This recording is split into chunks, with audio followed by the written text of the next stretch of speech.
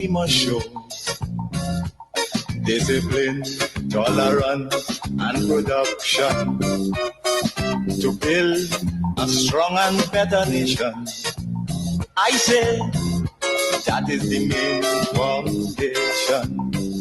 So come let us go hand in hand, because this is our land. Come my brother, come my sister, and let us build a nation together.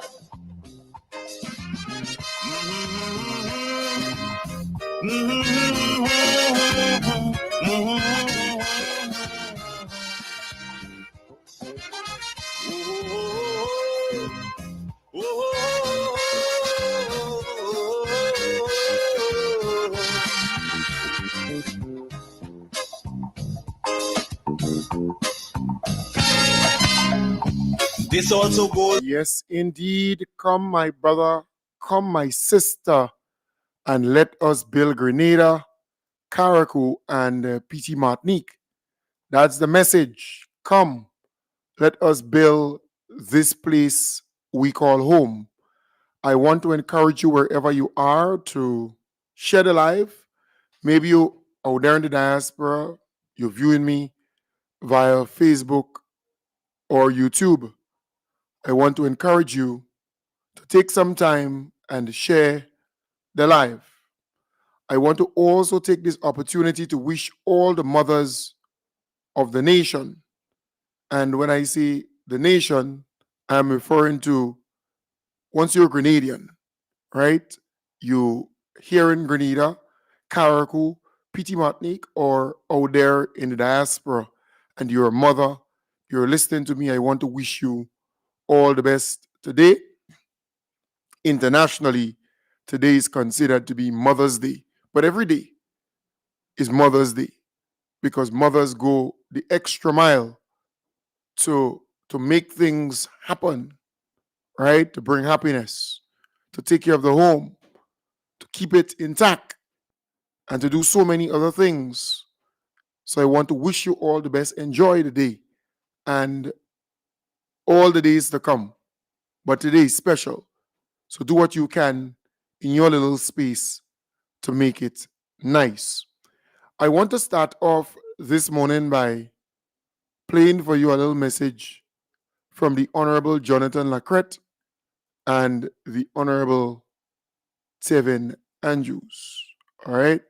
So Tevin Andrews, his message is an audio version, but the Honorable Jonathan Lacrette is a video version.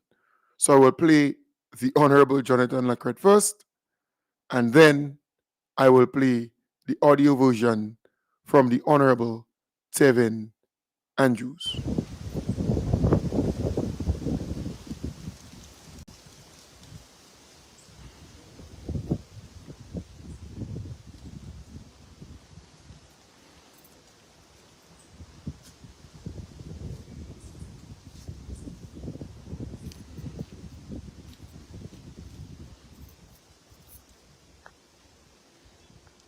Good morning, top fans, followers. Internationally, today is known as Mother's Day. And I just want to encourage all of the mothers this morning throughout the state of Grenada, which includes Carriacou and Petit Martinique, the ability to carry a seed and then give birth to that seed can only be categorized or defined as an act of God and as an act that is truly divine. Humanity owes mothers a debt of gratitude for not just only their sacrifice, but for the ability to be able to carry nations wrapped up in your womb. So on this very special day, throughout the state of Grenada, Carriacou and Petit Martinique, to all of the mothers who reside in the constituency of St. George Northwest, all of the mothers from Cherry Hill, all of the mothers from Fontenoy, all of the mothers from Grand Mall, all of the mothers in Molin, If I start calling names, I'm going to get into trouble, but all of the mothers from Mount Morris, all of the mothers who live in Happy Hill, all of the mothers also in Boucher-Joux, Brizan, Perseverance, Grenville Vale, New Hampshire. I want to take this opportunity to extend Mother's Day blessings and Mother's Day favor to you. I also want to extend Mother's Day blessings and favor to all of the mothers who reside in all the other constituencies and parishes throughout the state of Grenada, and I cannot forget Carriacou and Petite Martinique.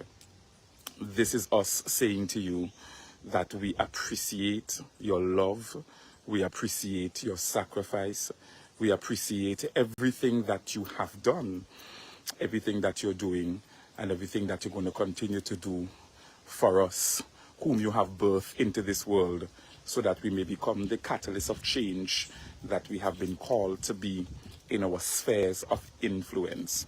I want to extend also Mother's Day blessings and favor to my mom, Laureen Lacrette. Lolo, happy Mother's Day. Anyway, I saw her last night, so I was able to extend the same. So Lolo, happy Mother's Day to you. I love you deeply, love you dearly. You've made so many sacrifices for all 5 of us, and this is your day. We are definitely going to do our best to make it special for you. And to my dear, loving wife, Charmaine, I also want to extend happy Mother's Day to you for the 2 children that you have blessed this family with. We appreciate you. We appreciate your sacrifice. You don't hear it often enough, but I'm taking this opportunity to say to you publicly, happy Mother's Day, my love. And to all the mothers throughout the state, I trust that your families, your children, grandchildren, by extension communities, will ensure that your day is a blissful one and a memorable one at that. Right. So thank you very much there, the Honorable Jonathan Lacroix. I think there's a little piece. Maybe I cut it too soon. Blessings to all of you. Continue to have a blessed day. Mother's Day blessings. All right. Nice. So I got that. Just a little, maybe about 2 seconds there I missed out. So thank you very much there, the Honorable Jonathan Lacrette. And that message came from him, wishing all the mothers of Grenada, Carriacou, and Petite Martinique, and those in the diaspora, happy Mother's Day.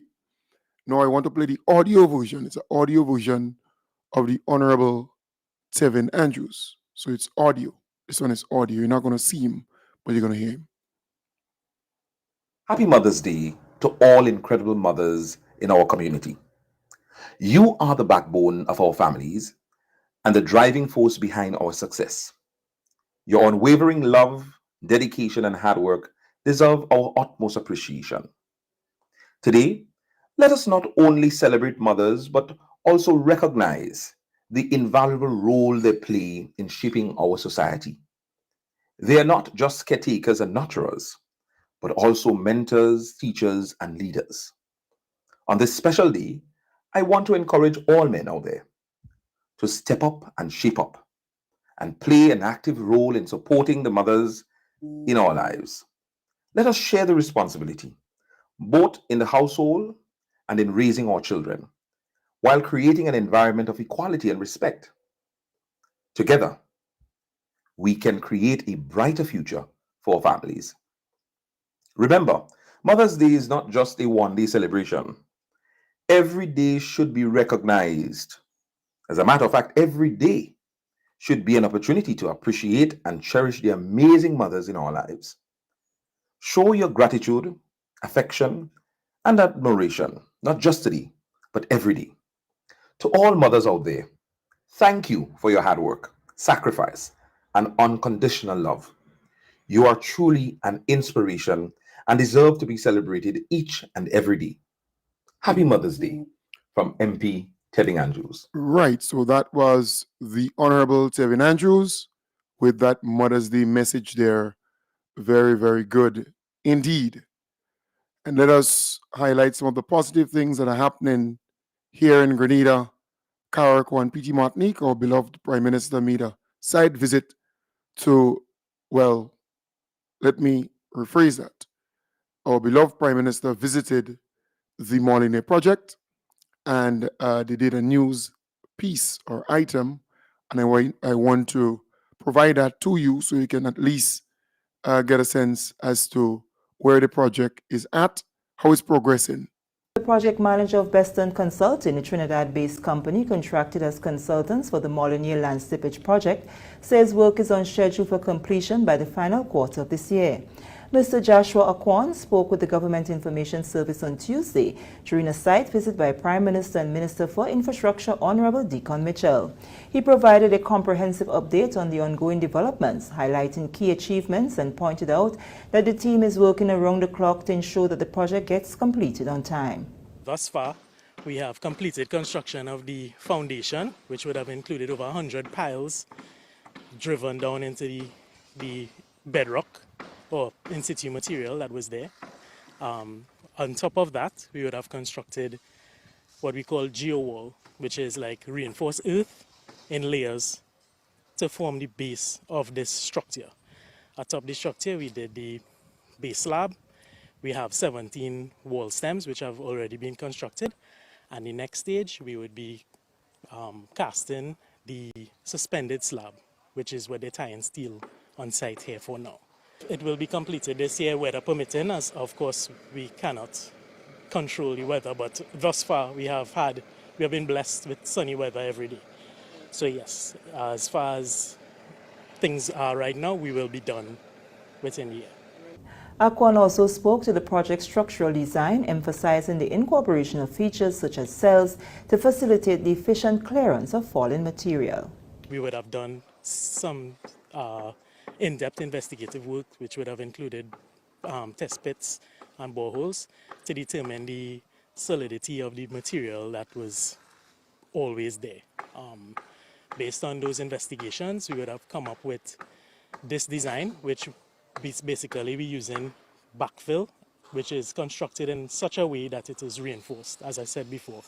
So we have geofabric and geogrid, which gives it a structural element so that the backfill would be structurally sound to hold the weight of the structure. Atop that, we have this multi-cell culvert. We have voids within the multi-cell structure that would allow for a mini excavator to clear out any material that may fall into the area for maintenance purposes.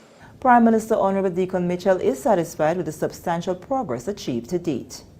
We are hoping, all things being equal, that by October, November, most of the work will be completed. The contractors indicated that they will start casting the slab for the main part of the bridge, hopefully on Friday. As you're aware, there was a very tragic accident here not too long ago. And so we want to make sure that we maintain safety and improve safety at the site. So all things being equal, hopefully concrete should start for the slab this Friday. And hopefully in the next 2 weeks or so we should be able to complete most of it and then focus on the next 2 areas to complete the bridge. So we're hoping that by October, November, most of the work could be completed, and the citizens of the western and northern part of the island could go back to some level of normalcy in terms of transportation and traffic on this part of the road. That was the Most Honorable Deacon Mitchell there, and we heard from the contractor, the consultant on that particular project earlier. So work is progressing nicely at the Molin land slippage project. All right, they're progressing nicely, and by year's end, by November, December, it should be completed. But if the weather permits, right? If the weather permits, so far so good. So far so good for them. But for the general population, we want some rain. We want at least some rain to fill up the dams. It's not easy outside there. The dry season is very, very severe, and it's taking a toll on Nawasa ability to provide water throughout. It's tough in some areas, very, very, very tough in some areas. So you see, while they want on that particular project site for the weather to continue as is, because it will help them to complete that project, but we, the people, would love to see in and between some rain falling to at least have the dams, if they're not filled, but at least having enough water to supply throughout the country. So let us wish them all the best, and we look forward to that particular project, because once they complete that project, it would make it easier to travel up the west coast. Normally you have to go through Mount Morris and come down in Happy Hill area there, right? As if you're going up. If you're coming down, then you go through Happy Hill and you still come up Mount Morris and you come all the way down to Grand Mall and so on. So it could be very hectic. It could be very challenging for a lot of people. The roads are pretty narrow, and it's not a easy feat for anybody who driving. So again, we want to applaud the government for staying true to this particular project and making sure that it's progressing smoothly or nicely. Our beloved Prime Minister indicated that there was an accident, or let me say a fatal accident, on that site. A gentleman lost his life, and may his soul rest in peace. But we are really happy to see that the project is continuing. It slowed down a bit because of that and other things, but so far kind of pick back up, and let us see by year end what it would look like, because people are all excited because they have some new feature and so on as part of the project. So that's very good. Keep up the good work. Our beloved Prime Minister is also the Minister of Works, so he has been touring a number of the projects on island, right? A number of the project sites on island. He went to the cliff only recently, and I provided an update for you on that. And now not now, but recently, he visited the Molin project. I told you it's a very extreme dry season, and the firemen are having it very difficult, right? It's very challenging for them to contain, to extinguish, to control the fire, because there are some people who would smoke a cigarette and they would not out it or extinguish it, make sure it's not lighting before getting rid of it. And many people who drive in their vehicle, smoking a cigarette in there, they may throw it out the window, not understanding that the place is so dry that any little spark could cause a bushfire, cause a fire in this country. So what they have been experiencing as the firemen, a lot of fires throughout the country. And in some places you have houses, right? A number of homes in the Northeast here in St. George. It wasn't a very easy thing in recent times. It was very, very tough to contain some of the fires in that constituency. Thankfully, a lot of people came out and they volunteered, they helped the firemen, and they were able to put it under control. But the warning out there to the people who are smoking the cigarette or the weed, right? I'm not telling you what to do with your life, but I'm simply saying, do not throw the boot, or is it the cigarette boot or whatever they call it, or the little piece of the cigarette coming to the end. I think weed, they say the roach. Don't throw the roach or whatever, the little piece. Don't throw that out of your vehicle, or, if you're in the area, you don't throw it out, because it can ignite, it can catch a fire, and it can burn the whole place. We don't want that. So we encouraging you, right, so boot. We're encouraging you to please avoid that at all costs, right? I am not telling you how to live your life. That's your business. But it's important that you understand when you throw that thing out there, it can cause irreparable damage, right? For a lot of people, a lot of communities. I have seen what fire can do to communities already. So I'm urging you, please, and it will take a lot of effort on the part of the community and the state, resources and so on, to get this thing under control. So be mindful of that, right? Be mindful of that. Outside there, it's extremely hot, and the leaves and everything on the ground, the bamboo stool, the this, the that, just a little spark, and it will ignite, it will catch a fire. So I want to encourage you, please, try to be a responsible citizen and not throw your cigarette butt and your roach from your weed and so on out there. And avoid burning. There's a no burning policy. A no burn policy. Please avoid it. You can pack the stuff up and it can, rot. It can be used in the stool of, banana, plantain, blogo, mango, whatever. Citrus, you could use it in the stool. Because many a times what you're burning is leaves or broken branches that almost rot, dried up and whatever. So I'm saying avoid that. The other stuff, you can put it by the side of the road and the garbage truck will go with it. Many a times what they're burning is things that can just stay in a corner and rot. Right? Can form compost, they can use it for so many things, mulching and so on. Because the dew in the night could cause a little, moisture to be around your plant or so.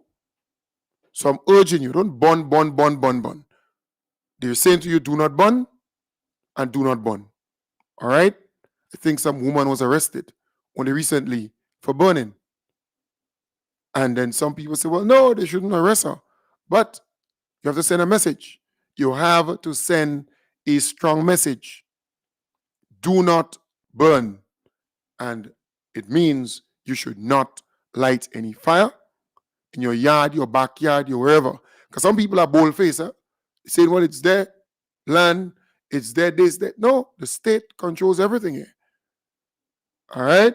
So we're urging you, please do not burn. Bushfires continue to pose significant threat to property and lives during the dry season. A fire that began 4 days ago in the Mount Kuma area has swiftly moved through parts of Bolio and Bellevue in the St. George Northeast constituency. MP for the area, Honorable Ron Redhead, says because of the threat posed by the fire, a meeting was held early on Wednesday morning with representatives from NADMA and other key stakeholders that led to the activation of the district group. He says the fire is posing a challenge given the terrain, the heat, and the high winds added to the present water scarcity now being experienced in communities. For about 4 nights now, a fire, 4 to 5, a fire has been raging or at least been burning in the area and creating some very serious concerns. There was an instance where one home almost caught a fire, but the firefighters really did their best to avert that. And that was at the Granny Vale, Mount Kuma area. So now what has happened is that fire has slowly creeped over and come on the other side and is burning very quietly, but is burning nonetheless, and is burning deep-rooted debris, which is most dangerous. The fire is coming down, is a creeping fire, it's coming down slowly. So what we did from a disaster standpoint is to be proactive. We do not want to hear houses or homes on fire. I think the priority for us right now is to safeguard property and lives. And so we were able to mobilize this meeting only at short notice and to be able to deploy some efforts and resources to be able to contain the fire. So right now an operation headed by the RGPF, of course, inspector responsible for fire department, and Mr. Pear, Issa Pear, in addition to NADMA, Ministry of Infrastructure, Lands, and NOASA and myself met this morning to be able to talk about a strategy to contain this fire from getting out of hand. Inspector Thaddeus Hamilton, officer attached to the fire department, spoke to the GIS at the Bellevue site where houses are threatened by the fire. He says his men are working tirelessly to save properties and avoid further spread. Inspector Hamilton says getting the fire under control is very challenging given the terrain and the narrow roads on which the fire tender has to maneuver. The terrain is challenging. As you see, the driver had difficulty negotiating the corner. Likewise, our team members have difficulties accessing the slope.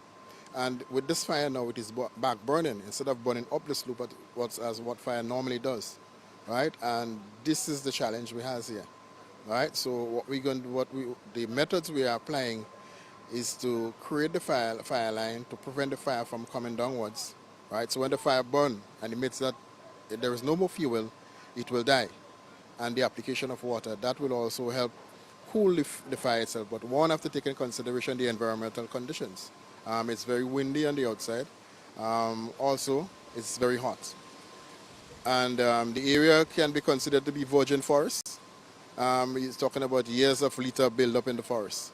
So when that fire burns, it will burn almost everything in its path, and making it more difficult for the firefighters. National Disaster Coordinator Dr. Terence Walters also visited the fire scene in Bellevue. He spoke to the priority of NADMA with some homes in the path of the fire. There again, if you have threats, if the fire is going to threaten houses, the first thing we'd advise is for the residents to evacuate and find alternative places to stay. So, but we have to first of all protect lives and try to protect the properties. But if we can't protect the property, then we must look at the lives first and then see how we can get the people to safety. But again, as it is, once the houses are being threatened, we encourage the residents to vacate the premises, seek alternative shelter, and then we'll continue to work towards preventing the property from being destroyed or damaged. Both MP Ron Redhead and Inspector Hamilton of the Royal Grenada Police Force say the task to control the fire means that communities will have to come on board to complement the men at the fire department who are cutting trances on the various embankments. A call was also made to residents to adhere to the no-burn policy by the Ministry of Agriculture. There is a possibility of digging some trenches, but we need manpower to do that because the area is an extremely sloped area, and machine may not be able to go there easily.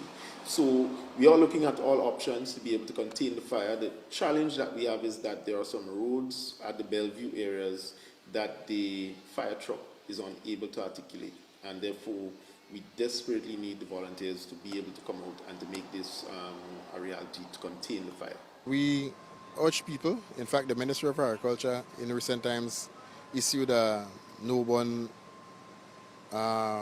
notice informing persons that they should refrain from burning, and as such we at the fire department, we endorse such, and we are encouraging our citizens to refrain from burning as you realize what is happening. We have acres of land being burnt by fire, and it's damaging the ecosystem.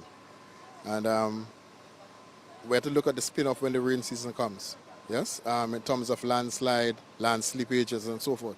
So we're really encouraging our people to refrain from burning, and we're also encouraging persons in the area where the fire is threatening to come out and give some assistance to the firemen in helping to contain the fire.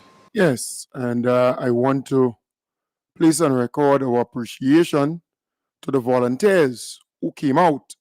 The Honorable Ron Redhead and his team, they were able to coordinate nicely, NADMA and everybody else, to get volunteers to come out and help to contain that fire, to put it under some form of control, right? To control it somewhat. But again, we want to encourage people, do not burn, especially now. It's not easy outside there.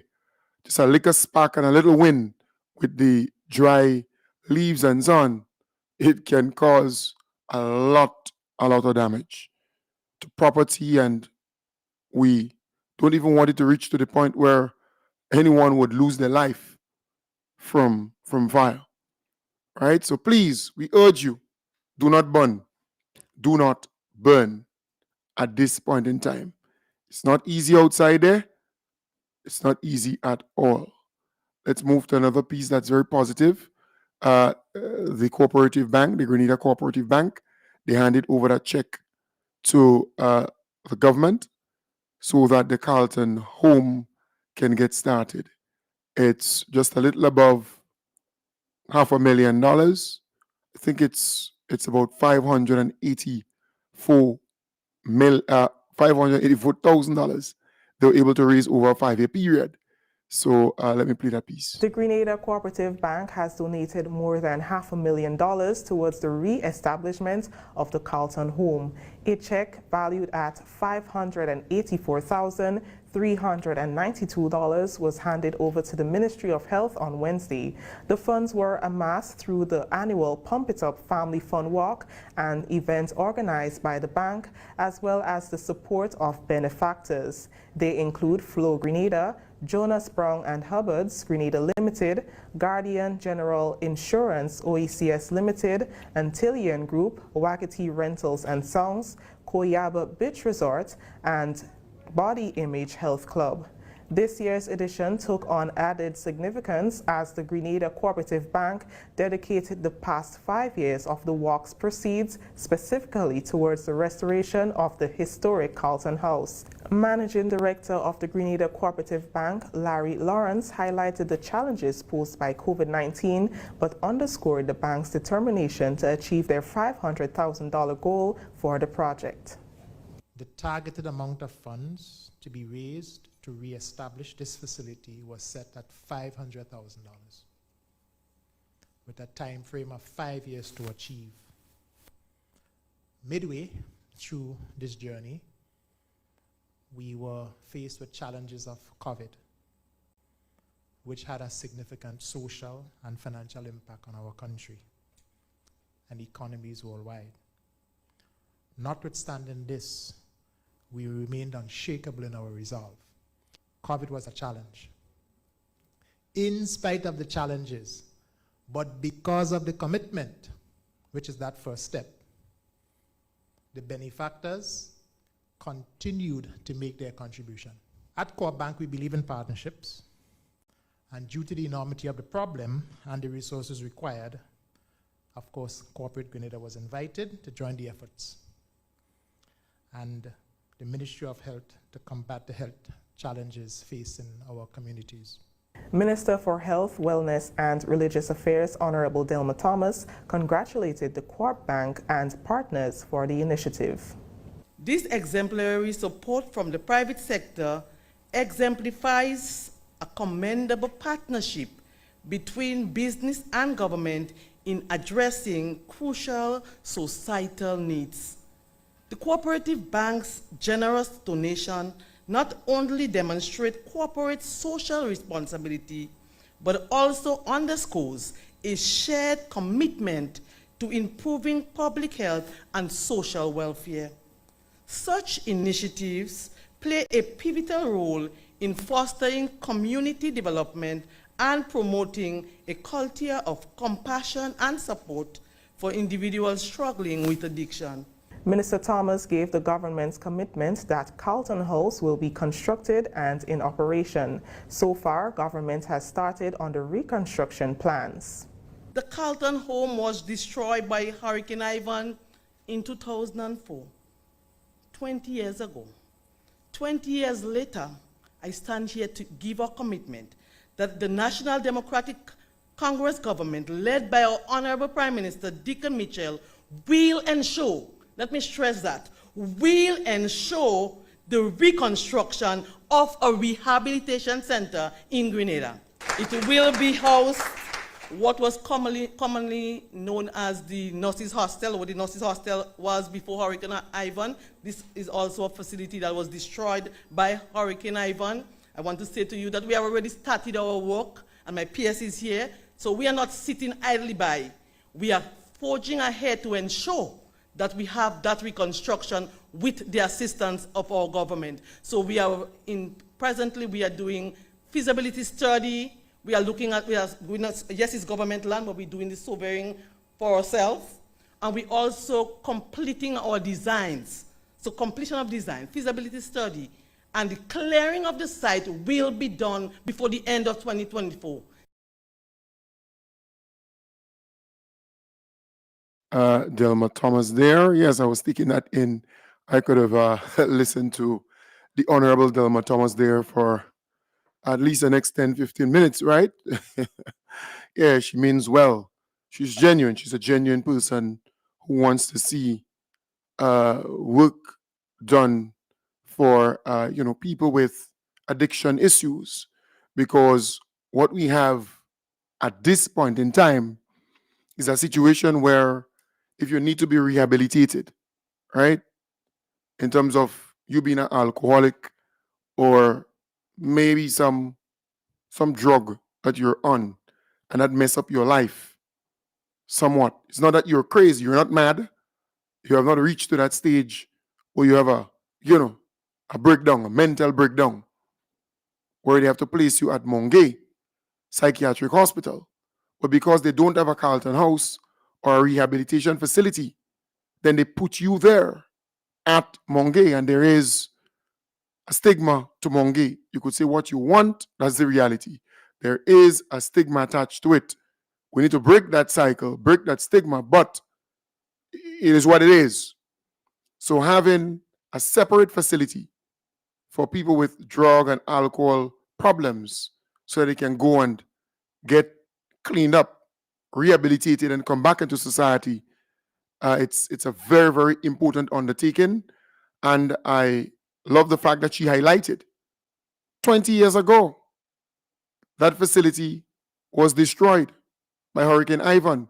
And 20 years after, the NDC administration is now tasked with that responsibility to build back something better. So the NNP was there for the greater part of that 20 years. NNP was in power from 1995 under one leader, Keith Mitchell. Ivan came in 2004. 20 years. So look, you could imagine NDC is now coming and having to fix a problem 20 years old. The NNP refused to rebuild that facility. And thankfully, the private sector understands the need for such a facility. And Corp Bank, together with the other sponsors there, they really put not just their mouth, but their money on the table. They're not just talking. They put the money on the table with the assistance of great many people who participated in the family pump it up walk, family funded pump it up walk every year that Corp Bank would put on. So they're putting the money on the table. They're saying, we have more than $500,000 and let's get the ball rolling. So the government is doing their part and the private sector is doing their part. So I really want to commend them because I think this is a very, very important project. We have a lot of young people who fall victim to drugs and alcohol, and they are placed at Mongay. And the minute time you're placed at the Mongay Psychiatric Hospital, you are considered to be quote unquote mad by a lot of people or crazy by a lot of people. It's not that you're crazy and it's not that you're mad, because there's a stigma attached to it, and people tend to leak information, show information out there just to destroy you. The minute time they know you've been there, and in some instances, people who are actually within that facility, people who are either, visiting, because there are people who would visit and they would see you there. They don't know why you're there. And then they would go and run them out and say, well, look, I see X and Y there and that person crazy. But because you don't have a facility to rehab people with alcohol and drug problems, then everybody go in one place. They will send everybody in one facility. And that's the problem. That's the problem. So I'm really happy that the government is serious and the private sector is teaming up to make sure that we have a rehabilitation facility. Very, very important there. Somebody told me to check my audio. Let me just check the audio. All right, good. So I'm simply saying I want to applaud the government for doing so, and keep it going. Keep it going. I heard the Honorable Delma Thomas making it very clear. They are not just sitting or putting the money into an account. They've already started the process of, clearing, right? Clearing the land. No, I think she said that the land will be cleared before year end, meaning that they will do some work there. So feasibility studies is being done, drawing is being done, but the clearing of the land definitely will be done between now and year end, because there are and sovereign, they have to survey the property. So there's a number of things to be done, and they're starting the process. So we look forward to a facility being constructed at least by 2027, 2028. If it's earlier, great, but we would love to see something like that happen, because there are a lot of young people who are, middle-aged, young and middle-aged people who are falling victim to alcohol and drugs. And many a times they just need to go into a facility to clear their head and get the right treatment, get the right assistance, so that they can come back into society and stay on the right path. So kudos, and I think this deserves a lot of attention, So that's really good, because the NNP, they were not interested in getting that facility up and running. They're just not interested in that, which is really their way of saying it doesn't matter, right? Whoever sings or floats, doesn't matter to them. But this government is serious about mental health. Minister for Agriculture and Lands, Forestry, Marine Resources and Cooperatives, Honorable Lennox Andrews, and his team will meet with agro-processors on Tuesday, May 14th, 2024 at 3 p.m. in the broadcast room of the Grenada Athletic Stadium. The meeting is aimed at fostering a collaborative environment between the government and key stakeholders in the agro-processing sector, serving as an opportunity for open dialogue, sharing insights, and discussing future policies that will shape the landscape of agriculture and agro-processing in Grenada. Areas to be covered include support for agro-processors under the World Bank-funded food security enhancement, concerns and suggestions from agro-processors, and incentives for boosting the sector include access to financing. This engagement offers a special forum for direct communication with the minister and a chance to express concerns, goals, and suggestions for a more resilient agro-processing sector. Right. So Tuesday, I think it's Tuesday, they will be engaging the folks in that sector, and they're encouraging you to please be there at the athletic stadium. I think the broadcast room at the athletic stadium. So all agro processors, it's a good opportunity for you to be there and to engage the minister and to really chat the way forward. How can you improve that sector? What are the needs? What are the challenges faced by agro processors? So it's really a good opportunity to see something, better over time. So engagement is where it starts. You have to engage, you have to sit down and talk, you have to iron things out, put some things on the table as to how that sector will be improved. So I want to applaud the Honorable Lennox Andrews for such an undertaking. I want to say, folks, there is a need for urgent intervention when it comes to gun violence in the country. All right? I am not saying that we have the everything to fix it now, but there's a need for urgent attention. We have had in recent times a number of shootings taking the life of a number of people, right? And it is not good. It is not good. It's taking a toll on people generally, and I think something must be done urgently. Something must be done urgently to make people know that Grenada is still one of the most peaceful place on the face of the earth.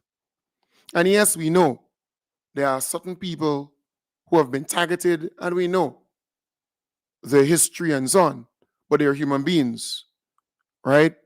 And every life is important.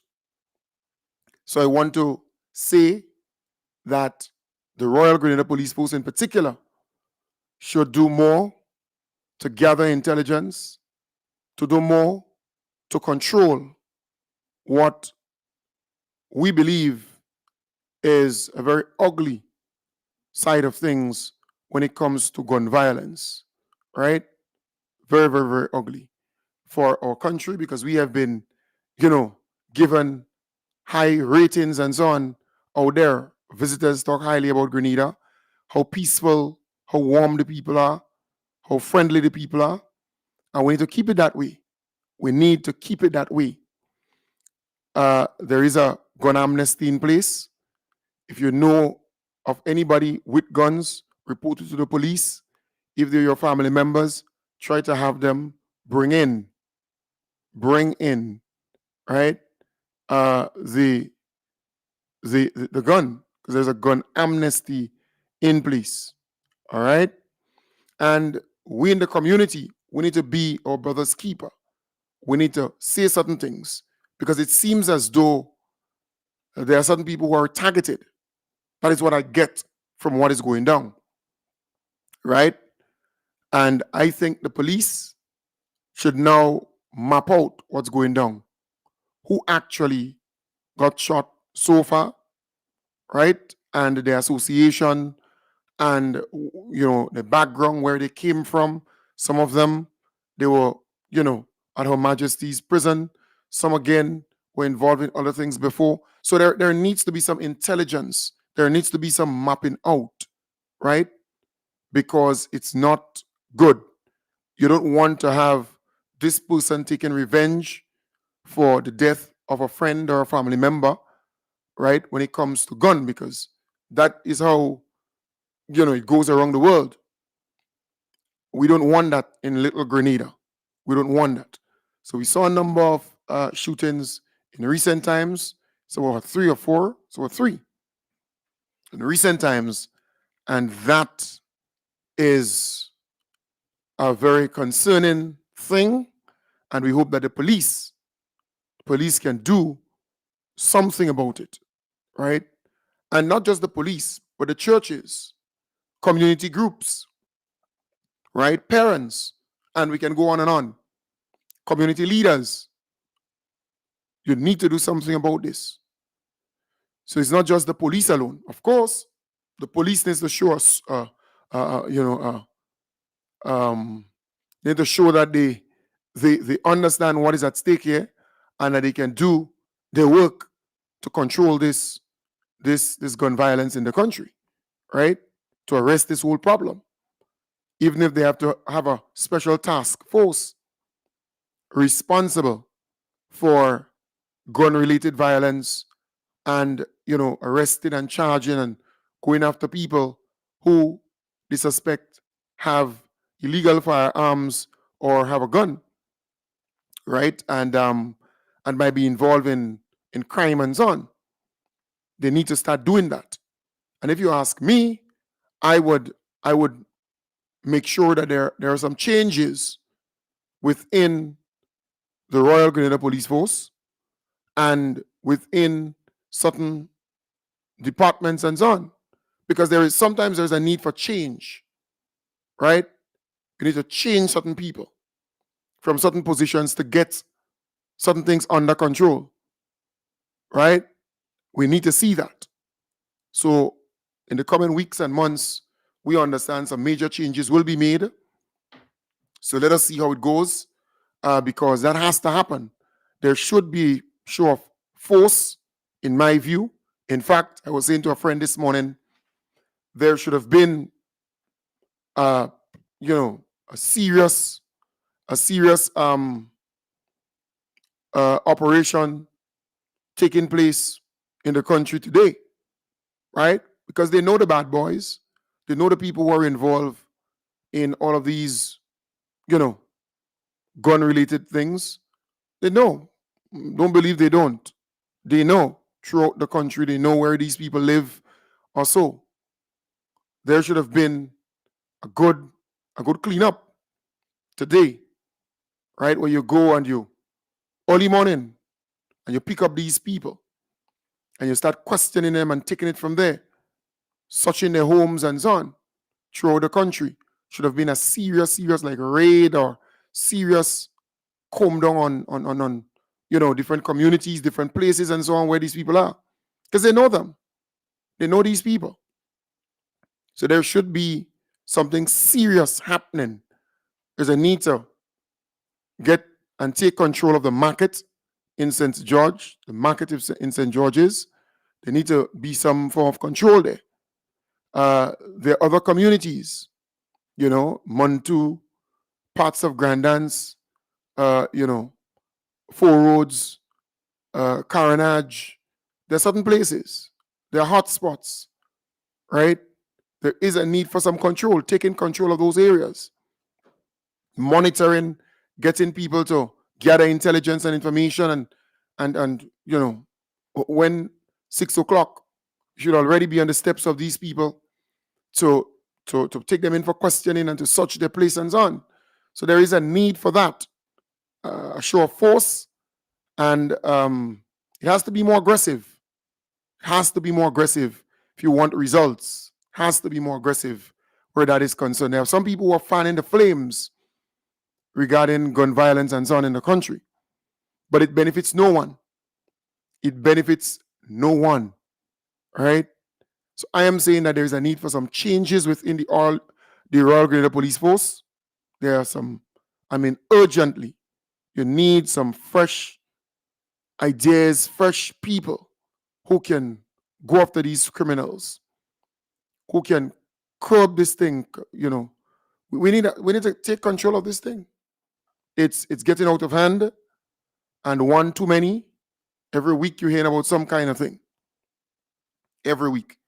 And look, I extend my deepest condolences to all who have lost loved ones over the many, many months and years due to gun violence and so on, right? But parents, again, I urge you, your son, your daughter, they come home with a gun. Come on. What do? They don't have a license to carry a firearm. You either get that gun and bring it to some police station because there's a gun amnesty in place where you will not go to jail for that. For now, I think it's 90 days. And you can do that, or you call the police. Calling the police means that that person will be arrested. But the first thing you want to do is to get that gun or have that person drop it in to a police station. It's anonymous. They don't need your name and any information of that sort. Right? So encourage them to do that. But don't harbor it or encourage it. There are people who are encouraging their children to be involved in these things. So again, I want to urge you, parents, do more. Do more to make sure that this thing is arrested early. Because what you don't want is for there to be some kind of revenge thing going on. So this community is taking revenge on this community, or that community is taking revenge on, you don't want that. Or that person taking revenge on that person, because that is what you don't want. Because it starts that way. And then eventually when they walk out the list of all who they targeting, when all of them gone, then they may start to go after other people. Right now, that's not the case. Right now, it's very, still young in the game as we speak. But you want to control this thing now. You want to arrest this problem now. It's not easy to get it under wraps, but we could do it. We have good men here who can actually do it. There is a need to look at this thing holistically, and everybody needs to come on board.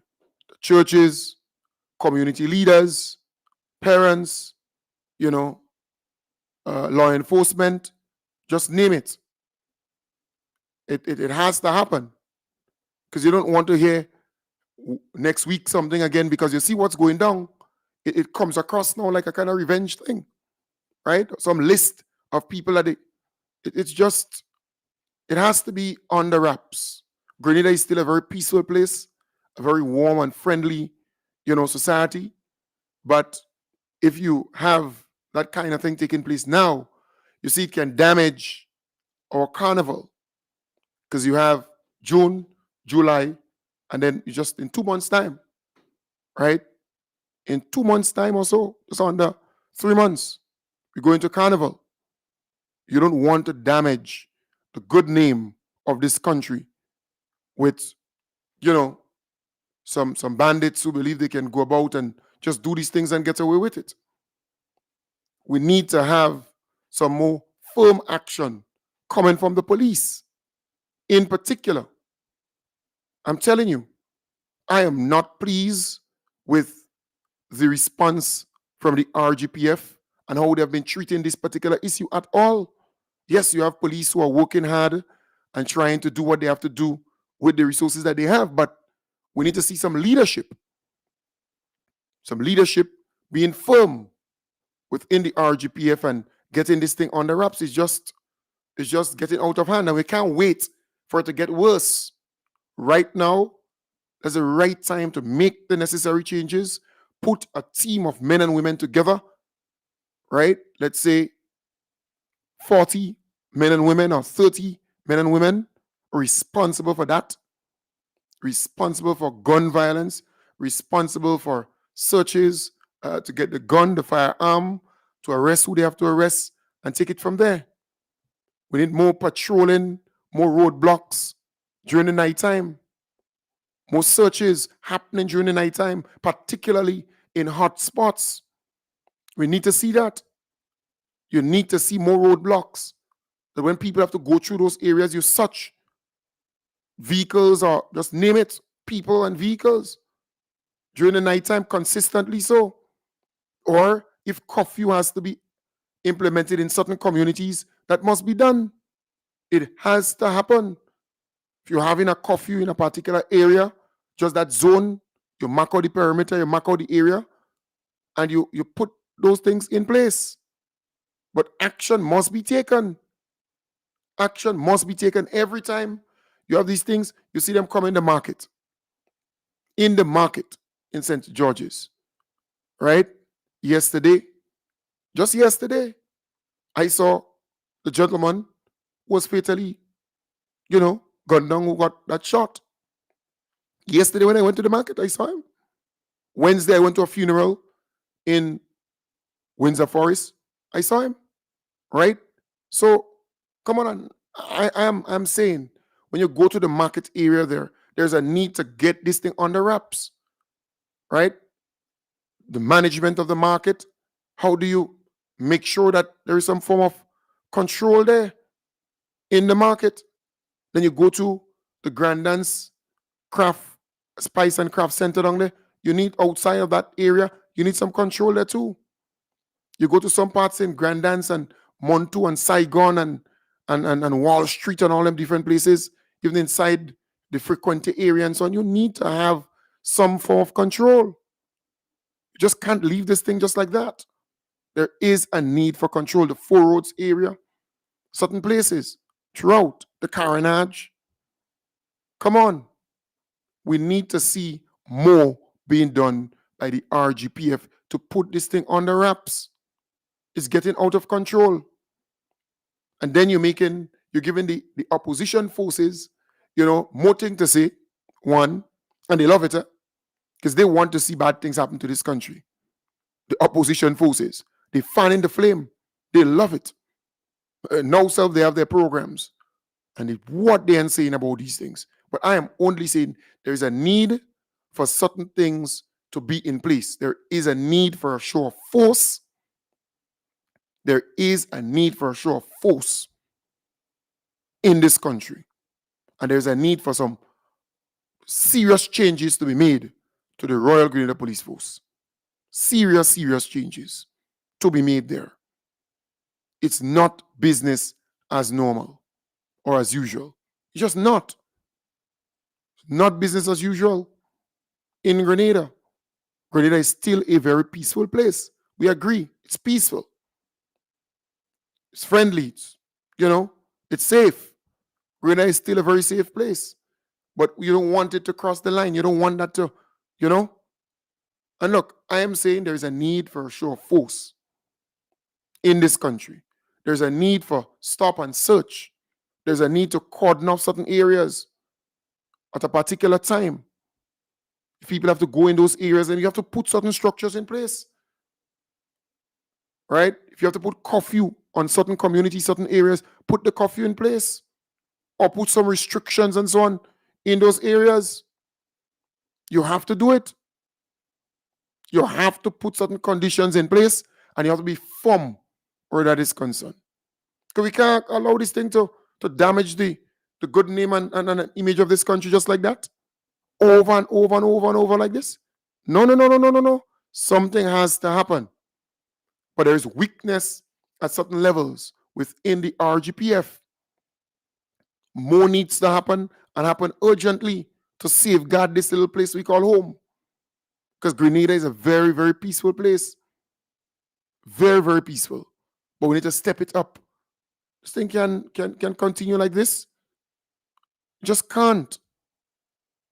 So, folks, I thought I should say that coming to the end of the program today, right? The opposition forces, they love what is happening. They love it. And all their programs, man, is what they're saying. They're going after the Prime Minister. They're going after this one, going after this. What they're saying. All right? It's not new. But we have to get this thing on the wraps, under control. But Grenada is still a very safe place, a very peaceful place to be. Right? To grow. To exist. But we have to keep it that way. We have to do certain things to safeguard the peace that we now enjoy in this country. It's still peaceful, very, very peaceful. You can go anywhere, things do happen from time to time. But I am saying the RGPF needs to do more. The RGPF needs to do more. You can't just treat this thing like normal. You can't. There's a need for leadership where that is concerned and taking charge of this thing. It just can't continue like this. There's too much of weak structures within the Royal Grenada Police Force. So we need some sweeping changes within there. Some sweeping changes. Even if you have to bring back some of the guys who are there and, have demonstrated competence and able to do certain things. Or even if you have to bring in new people from outside or within Grenada to get this thing on the wraps. This is a problem. And we have to face it.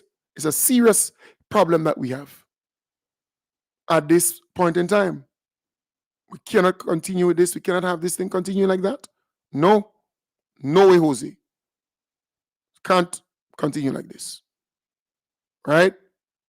Because I cannot understand how you don't have, in certain hot spots, checkpoints, stop and search, curfew if you have to, police patrol constantly, with their guns too.